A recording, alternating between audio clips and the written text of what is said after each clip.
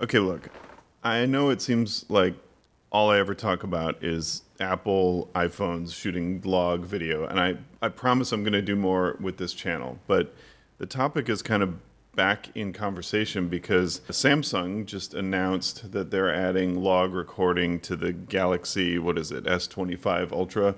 What's kind of interesting to me about it is it brings this topic back into conversation. Why is this important? Whatever Samsung's motivation is for adding it to the phones, it got sort of this like smattering of applause at their announcement event. But then they proceeded to show, like a professional filmmaker being excited about it, especially about what he could do with it in post-production. And it kind of reminded me that in my first couple of videos about iPhone log, I talked a lot about technical reasons why log matters, and I showed a bunch of examples, but I didn't really dive too deeply into what was exciting me about it creatively. Like, why was I suddenly so energized to pull up my phone and shoot video, even when I have, a professional camera right in my bag with me? So it kind of helped me arrive to an observation about cameras in general, and I'm going to get to that. But the other thing that's happened since the iPhone 15 Pro was released is that there are many new options for recording log video on the phone. The built-in camera app hasn't really changed much, but Apple themselves released the Final Cut camera app, which offers additional options, LUT preview, etc. It's pretty good. The Blackmagic app has continued to be updated. There's, of course, my favorite Kino, which offers a bunch of nice LUTs. One thing that this new generation of video apps offer is that you can choose to record log, not necessarily in ProRes with the giant file size, but in HEVC. And that's what the Samsung phone does too. Records log in HEVC, the compressed format that we associate with phone videos in general. When Apple first announced log, it was in conjunction with something they already had, which is recording in ProRes. So they kind of made this association saying, if you're going to record log, you better record in this nearly uncompressed high quality format. But now we're kind of seeing a bit of a relaxing on that. We're all kind of understanding that maybe there are some times where it's okay to record in 10-bit HEVC even when you're recording log. Again, I think an interesting topic to talk about, like, when is that appropriate? And I do think it is appropriate to do that sometimes. But what is the magic of ProRes, and why should I occasionally want to shoot these gigantic files? So I'm going to return to a little project that I started off with where I had no choice. I had to shoot ProRes. So here I am traipsing through Peru, Taiwan, shooting these gigantic files, sometimes onto an external device, but usually right onto the phone. And what kind of got me excited about editing that into a finished video? Like, why did my vacation crappy videos, or what could have just been little tests, turn into a nice little travel montage, which I don't usually make that kind of thing. Like, I'm not like a guy who goes traveling all over the world and posting videos to YouTube of beautiful shots of things. It's not really my jam. The other thing that just happened recently is I kind of revisited an idea that I approached when I first released my first batch of LUTs, which is, yes, you're going to need a LUT or some kind of color space conversion if you're shooting log. But what about those times when you're not shooting log? And there are reasons why you might not want to shoot log all the time. You might just love the way the iPhone renders a particularly challenging scene, like a sunset or something really colorful, and you might still want to use that footage in a professional color workflow. You might want to take advantage of something like iPhone cinematic mode, where you've got beautiful shallow depth of field simulated kind of decently by the phone. Again, that's not available in log, so you're going to need a solution for that. So I finally figured out kind of the right settings and made some LUTs for not just converting iPhone footage to quote-unquote look right in whatever software you're using, but also to convert it into the ACES log grading color spaces like ACES CC, and the most popular one for grading, ACES CCT. So why don't we take a quick look at that, and then we'll get back into Resolve here and we'll talk about grading in log. So you've probably had this experience. You just bring a regular old iPhone shot into some kind of editing software and it looks flat and washed out. And that's for two reasons, right? So one is the color gamut and the other is the gamma. The color gamut is a wide gamut displayed without color correction or color management. It can look flat. The other is the gamma, which in this case is a tone curve that's sort of similar to a thing called HLG, which stands for hybrid log gamma. The log in this case doesn't mean log like Apple log. It means that there is a normal gamma curve up to a point, and then it sort of bends into this log-like curve for the highlights. This is designed to look good on an HDR display and an SDR display. So in the case of the SDR, it's actually kind of working.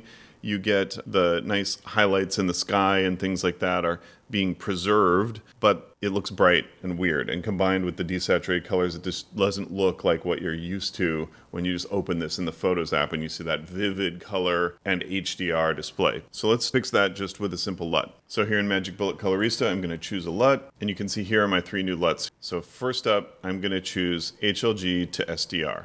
You can see right away the image gets darker, richer, and the colors get more saturated. There it is without, there it is with. And here in Colorista, we can totally grade underneath this LUT. We're still kind of grading video for video, but you'll notice that if you brighten up the highlights, so they're gonna peek out like this.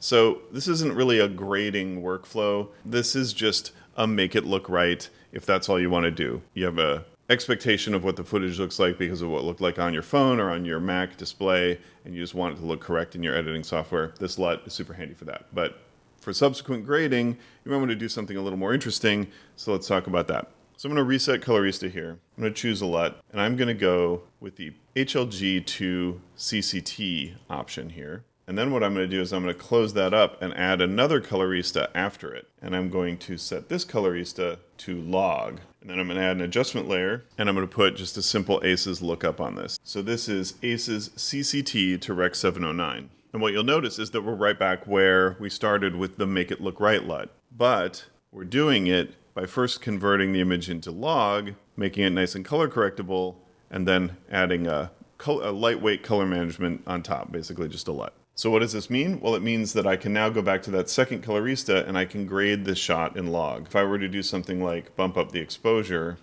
you can see that it's a more organic exposure. It's more like what we talked about in the log video where we're pushing up and it's gently rolling off. If I darken it down, you can see I'm actually bringing out contrast and color richness in the sky. That's pretty cool. So that means that if I wanted to do like a nice simple grade on this shot, I can now do it in the same way that I'm grading the other shots in my timeline in a digital intermediate color space, in this case ACES CCT, but it could be whatever you want.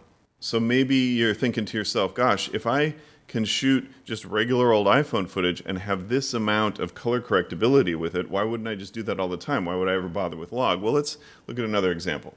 So exactly the same workflow here. We've got the footage being converted into ACES log, and then a lookup table applied on top of it to convert it back to Rec 709 video. And I'm just going to do those same basic adjustments here. You can see that, for instance, like color temperature looks super organic and nice. Really a nice way to like warm up this shot while keeping things blue. And again, exposure, if I bump it up, you can see that it does so in a nice organic way. Also darkening it down. But this is where things maybe get a little weird. So let's zoom in here, and you can kind of see some artifacts are showing up. The more I darken this down, the more you're seeing these funky edges. Look how bright and weird that is. And same all around this boat. All of the bright edges are getting these kind of sizzly, colorful things. And from one frame to the next, they flicker and sizzle a lot. So what is that? Well, that's a couple things. That's compression, but it's also sharpening. Remember, this iPhone footage is basically shot to be viewed. It's not shot to be edited or worked on. It already has the finished glaze on top of it, which includes a healthy, maybe overly healthy amount of sharpening. And when you start pulling the image apart and start doing interesting things with it, with color, you start to see those artifacts show up. And this is why, something I certainly didn't talk enough about why Apple Log is so great is that they turn the sharpening off too. So they turn off a lot of the kind of over processing, and it's a nice way to get something out of your phone where then you can do that sharpening after the grade. And I do recommend that. You should sharpen after the grade, but never before, because you get into this kind of a jam here. Okay, so then what's the point of making these LUTs if you really shouldn't be grading this non-log footage? Well, as long as you're doing something just subtle, it's okay, and it's just a nice stopgap because, like it or not, you're just going to wind up using regular old iPhone footage in your timeline. It's just going to find a way in there, whether it's from you or from a client. It's everywhere, and you're going to need to know how to work with it. So this gets me to my question that I kind of wanted to pose about, like, why should we shoot video with an iPhone? Why is it exciting to shoot log? And it just gets me to this bigger question. You know, I'm sitting here surrounded by all kinds of interesting cameras, and there's always kind of a question that I want to ask myself about a camera, which is, what's the juice? Well, you know, for me, the action is the juice. Like, what is the action of the camera? Why am I excited to pick it up? And I think about things like, you know, my first 5D, right? The juice of that camera was full frame. With a cheap 50mm lens, I got these beautiful shallow depth of field shots. I got hooked on it, right? And then the 5D Mark II comes along, adds video. Now you've got shallow depth of field plus video. We didn't even care that it was barely 720p, that it was sizzling all over the place, that it was barely color gradable, 8-bit footage. The shallow depth of field made us feel like, oh my God, I'm shooting a movie with a camera that I can hold with one hand.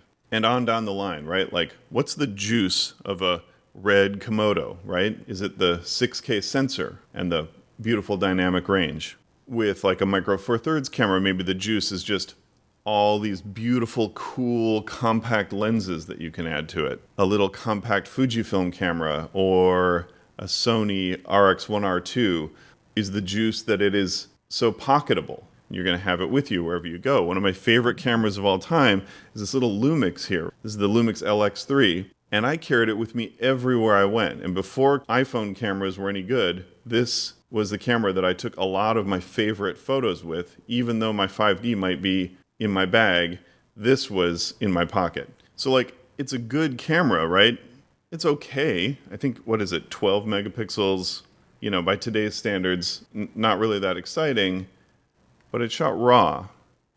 RAW is a lot of juice for a lot of photographers. RAW gives you the ability to reimagine or continue to creatively interact with the photo after it's been taken.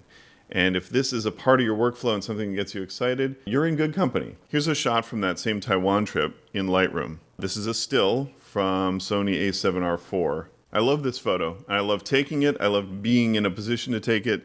But here's what it looked like straight out of the camera. Because it's RAW, in Lightroom, I can make the photo look how it felt to me when I was there and better communicate the feeling I had of being in this cool alley full of all these cool vendors. The RAW file, combined with Lightroom's masking capabilities, allows me to go in and make things feel the way they should. Like the ice should feel cold, even though in reality it was lit with a warm light.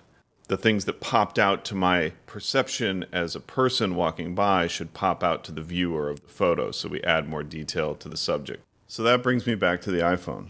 On that same trip, I'm also shooting a bunch of video with the phone, and what is getting me excited about it is the prospect of what I'm going to be able to do with it in post, the gradability of it. And I want to just show you a couple examples of that, because I just dumped this video on you and said, hey, look, I shot a bunch of footage. I didn't really explain like what I did and why it mattered to me creatively, what I did. So I'm just going to pick a couple shots here and talk about them. Right off the bat, early in the timeline, we just have a simple thing here, which is releasing this lantern. I love the way this looks, but this shot kind of had a problem, which is that it was shot with just the native camera app. And of course, the exposure changed as the lantern went up. Here's my little color grading setup for this. Now, this isn't the look.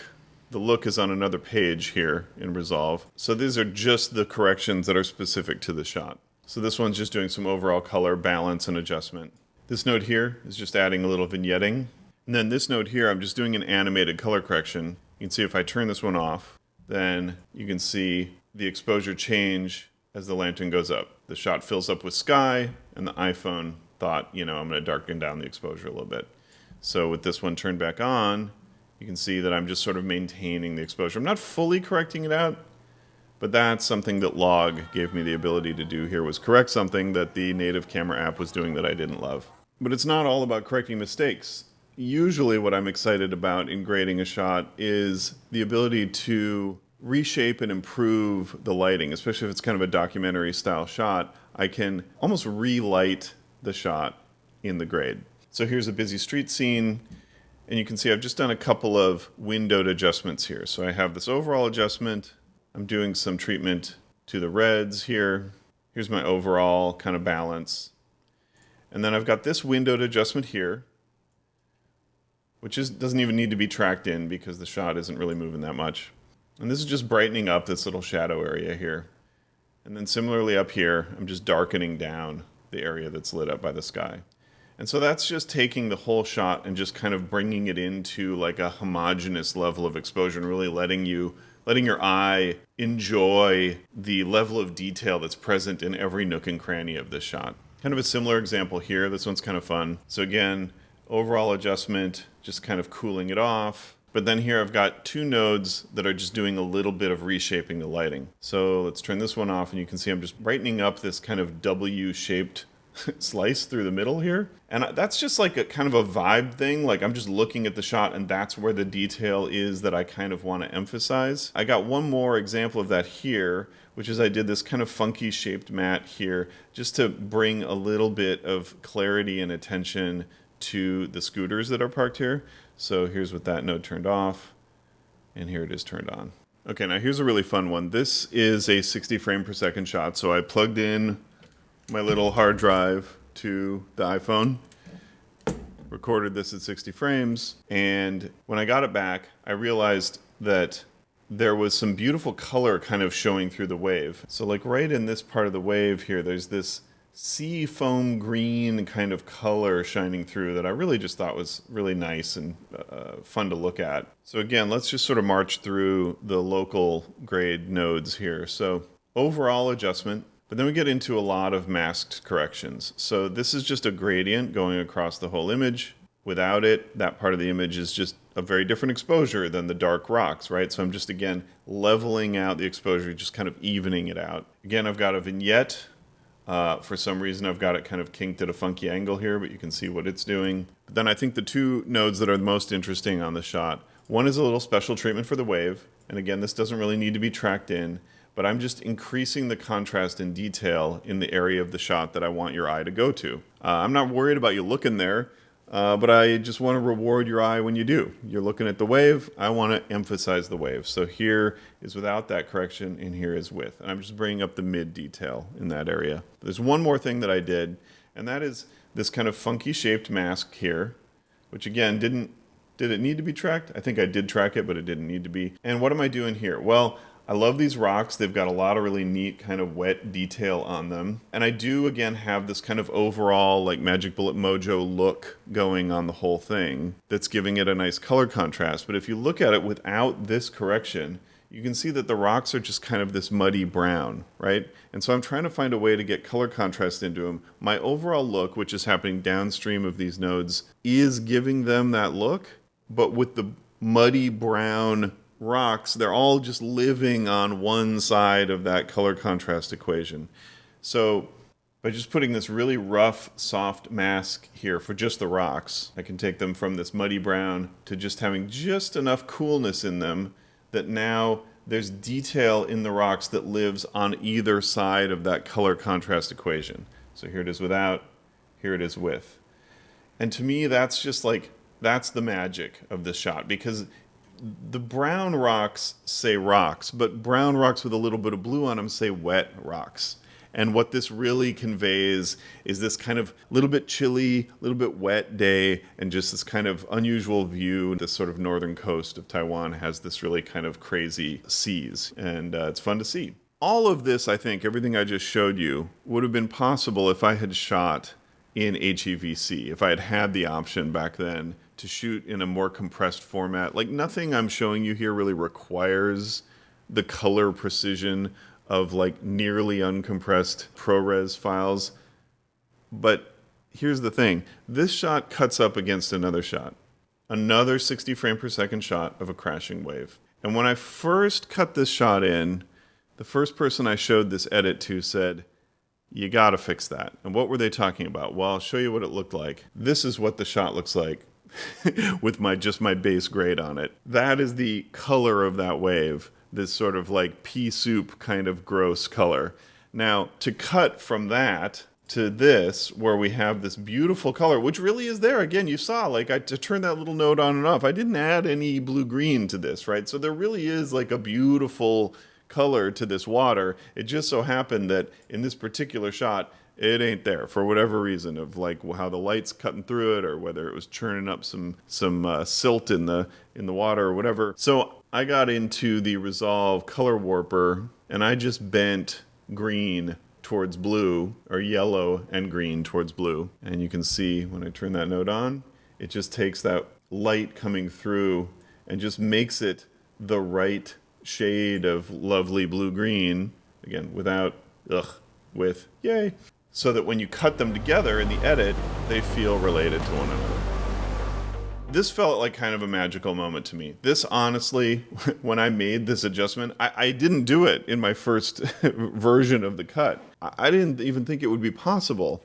I'm so used to working with heavily compressed camera originals that it just never occurred to me that I would be able to adjust this. I mean, just look at this. Zoom way in on this and turn that adjustment on and off. It's holding up so well under this crazy amount. And these lower saturated colors like this, they frequently live so near gray that you can't really like hue bend them, but like I was able to do it. So this shot made me really happy, and really, I think, gave me some insight into why I'm putting up with these giant file sizes. For an even crazier example of that, let's go to my Peru trip, and I want to show you this shot here. This, I even subtitled it, I don't know if you caught this, shooting through 777 LCD windows gave this crazy tint. There's something about the way that window works that really messes with your camera. You're looking through it, everything looks normal. You go to take a picture, and everything looks like Chernobyl. So I'm going to go into the color page here. Now, there's a couple nodes going on here, but really only one of them is doing the heavy lifting. So that's what the shot looks like under my contrasty grade or whatever. This one node is bringing that shot from crazy orange back to kind of normal color. And I just did that with just, almost like printer light style adjustments here. Again, is this a professional problem? I don't know, but it was certainly a problem that I had, and only because I shot ProRes was I able to do this kind of color correction. A compressed shot would not give you the latitude to make this kind of huge transformation to this shot. Here's another simple shot from Taiwan that's just got a lot of relighting and sculpting on it. So again, you can just see I'm just bringing in this kind of funky shape here, and wherever I tuck it in, I'm just giving your eye a little bit of a sense of dynamic lighting to the shot. There it is without. There it is with. This one has, you can see I've tracked in a little window onto the buns here, and I've just cranked up the mid detail there. Again, a way to draw your eye towards something in this busy shot. And then this shot's really fun. So this is shot with the super wide angle lens, and as we're tilting up here, we reveal this guy doing his welding up here. So there's two kind of localized corrections here. One, you can see the kind of crazy track that's going on. This is tracking in just a split screen. You can see what that split is doing. So here it is turned off. Just different color temperatures, right? The color temperature of the street lighting was just so different from the color temperature of the shop, kind of interior bleeding out. And so I just balanced it out to give the whole shot this kind of neutral sense of, again, having colors on either side of that color contrast spectrum, right? So that now on this side of the shot, instead of it being all cool, there's cool and warm happening. And then the other thing I did was just track in a little window for our guy so that you can see him a little bit better. So there it is without the window, and there it is with. So now this shot really becomes about kind of, hey, we're going on with our business, and meanwhile, there's a dude welding right above our heads. It's awesome. Sometimes this stuff is just super subtle. Here's a shot that I just really love, and I've just got one little window here just to brighten up this area, and then an overall adjustment. One more shot from Peru here. Here I've got just a correction for this couple sitting here. They're kind of snuggling and having a good time. With that correction off, they just kind of disappeared into the shadow. I wanted to brighten them up a little bit. Again, trying to find a focus point, like who's the main character of the shot. And they're kind of compositionally in the right area there. Same thing with this woman. She's looking at her phone, and that was giving her face this sort of magenta kind of cast. So I just tracked in like a little correction for her. Then we get into kind of shaping the lighting of the shot. And I've got this bigger correction in that same area where these people are, with just brightening them up. And then down here, another way to take focus away from the extreme foreground of the shot and bring it out to that sort of midground where all the interesting people are. So if I select all my relighting nodes and pass through them, you can see the shot is fine. It has pretty colors in it, whatever. But when I turn them all on, the shot starts to kind of tell a story. Okay, so what does this all add up to? Well, like I was saying, the question that was on my mind is like, what's the juice, right? Why was I so excited about this new feature in the phone? Well, the phone has two things that you just can't beat, right? One is that it's always with you, and the other is, gosh, it's a pretty darn good camera. But those of us who have really wanted to start to take iPhone still photography seriously have started to use apps like Halide or Lightroom that offer the ability to shoot in RAW. So with my iPhone camera shooting in RAW, I've got a camera that's with me at all times that shoots photos that have the flexibility for me to reshape the image in Lightroom to look the way it felt to me when I shot it, not necessarily the way, the color algorithms decided it should look. With log video, I get the same thing with video.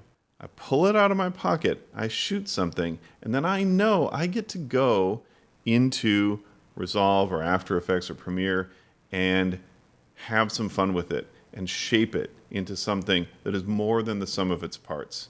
And that got me really excited again about iPhone video, I gotta say. So what's the juice of the iPhone? It's with you at all times and it's highly gradable. You've got the same flexibility that you'd have with a RAW still. And that's why I think this feature is an enduring and important addition to what makes the iPhone my creative tool of choice so often. It's not really a question for me about whether the iPhone is a professional tool. To me, it's an exciting creative tool. It's very easy to make a camera or a technology device that is really, really cool, but just doesn't excite that part of me that gets me into that creativity flow state. The iPhone shooting video before they added log, fine, the video looks nice, didn't engage me creatively. They added log and it got me there, and now I can't stop shooting it. Okay, yes, that's probably enough about iPhone log for a while. I promise I'm going to get onto some other topics in this channel, but that's what's exciting me today. I wanted to help explain just a little bit more about why I can't shut up about this. Thanks for watching. My goal this year is to do more with this channel. Help me out with some comments. Let me know what more you'd like to see. And I'll see you next time.